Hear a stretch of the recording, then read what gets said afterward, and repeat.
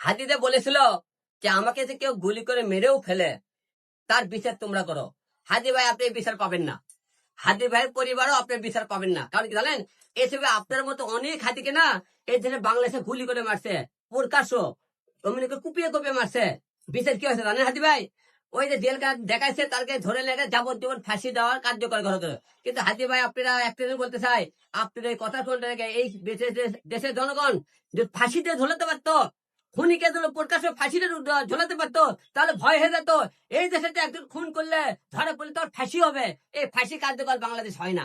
কি করে ধরে নিয়ে যায় জেলখানাতে যায়, জেলখানা থেকে কি করে তাদেরকে মনে করেন 2, 4, 5 বছর পাঠাকে 10 বছর পরে ঠিকই বের হতো। তাহলে আপনার মধ্যে হাজি তো 100 হাজি হারাবে। এই পৃথিবী থেকে অনেক হাজি, কিন্তু হাজি ভাই তো বলছে আমরা গুলি করে মারলে বিচার, এরকম অনেক হাজি মারা গেছে। কয়টা বিচার পেয়েছে? ফাঁসিতে ঝুলাতে হবে, ফাঁসিতে। খুনি আসামিদের 24 ঘন্টার মধ্যে ফাঁসিটা ঝুলান।